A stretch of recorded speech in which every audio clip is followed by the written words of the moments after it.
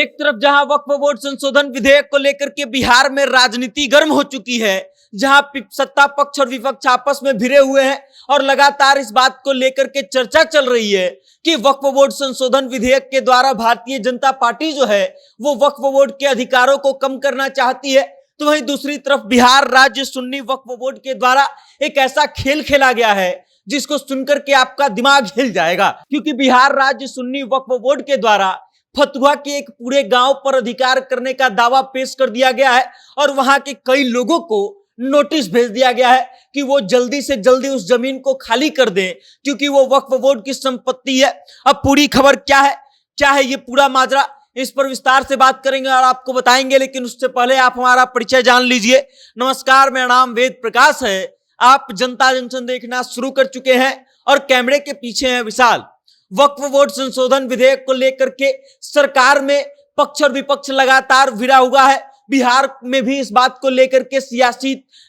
हलचल तेज हो गई है क्योंकि कुछ ही दिन पहले तेजस्वी प्रसाद यादव जो है वो मुस्लिमों के एक संगठन से मुलाकात करते हैं, मुस्लिम समुदाय के कुछ लोगों से मुलाकात करते हैं और वक्फ बोर्ड संशोधन विधेयक को लेकर के उनसे बातचीत करते हैं। जनता दल यूनाइटेड जो है इस पर अपना अलग रुख अपनाए हुए है और चिराग पासवान तो अलग ही रूप लिए हुए हैं इस बात को लेकर के। और इसी बीच जो है एक ऐसी खबर आ रही है जिसको सुनकर के आपका माथा चकरा जाएगा। माथा इसलिए चकरा जाएगा क्योंकि पटना से 30 किलोमीटर दूर फतुहा में एक गांव है जिसका नाम गोविंदपुर है और गोविंदपुर गांव के कई लोगों को बिहार राज्य सुन्नी वक्फ बोर्ड के द्वारा जो है एक जमीन के मामले में नोटिस भेज दिया गया है। वहां पर एक बोर्ड लगा दिया गया है जिस बोर्ड के हवाले से ये दावा किया गया है कि वो जो जमीन है वो वक्फ बोर्ड की जमीन है और इस कारण से 30 दिनों के भीतर अगर इस जमीन को खाली नहीं की जाती है तो उनके खिलाफ कानूनी कार्रवाई की जाएगी।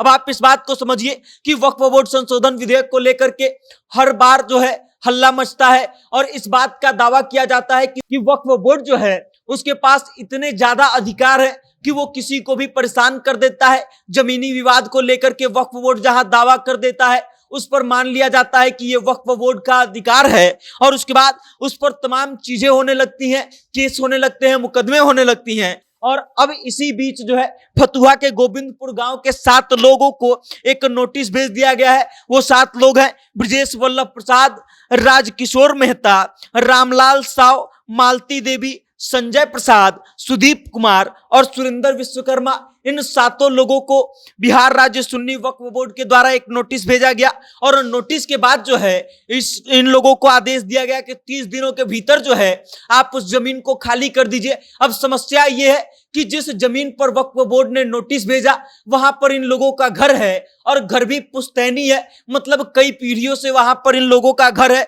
और वहां पे ये लोग रहते आ रहे हैं। और अब अचानक से वक्फ बोर्ड के द्वारा नोटिस आता है तो इन लोगों का हालत खराब हो जाता है। ये लोग समझ नहीं पाते हैं कि अब आगे क्या करें। हालांकि फिर 7 मिलकर के पटना हाई कोर्ट में एक याचिका दायर करते हैं और पटना हाई कोर्ट जो है इस मामले की सुनवाई करते हुए इस बात का इजाजत देती है कि वक्फ बोर्ड के द्वारा नोटिस जो भेजा गया है वो बिल्कुल गलत है। गलत इसलिए है क्योंकि 1910 से इस जमीन का खतियान जो है इन 7 लोगों के वंशजों के नाम पर है और कई पूर्वजों से इनका जो है उस मलगुजारी रसीद कटते आ रहा है, खतियान जो है मेंटेन होते आ रहा है और इस कारण से वक्फ बोर्ड जो है इस पर बिल्कुल गलत दावा कर रही है। अब आप इस बात को समझ लीजिए कि गोविंदपुर के पूरे गांव में इस बात को लेकर के हंगामा मचा हुआ है। सब लोग जो है डरे हुए हैं क्योंकि वक्फ बोर्ड जो है कई बार पूरे गोविंदपुर गांव पर ही अपना अधिकार जमा चुकी है और जता चुकी है और इस बात का दावा कर चुकी है कि गोविंदपुर जो है वो वक्फ बोर्ड की संपत्ति है। और कई इस कारण से कई जगह ऐसे बोर्ड आपको लिखे हुए मिल जाएंगे जो वक्फ बोर्ड के द्वारा लगाया गया है और उसमें ये कहा गया है कि यह संपत्ति जो है वो बिहार राज्य सुन्नी वक्फ बोर्ड की है और वक्फ संपत्ति की खरीद बिक्री या किसी तरह का अतिक्रमण वक्फ अधिनियम 1925 और 2015 की धारा 52A2 के तहत गैर जमानती अपराध है और इस कारण से इसका खरीद बिक्री नहीं करना है। अब इन सब चीजों को लेकर के गोविंदपुर के लोग काफी परेशान हैं और अब सोच रहे हैं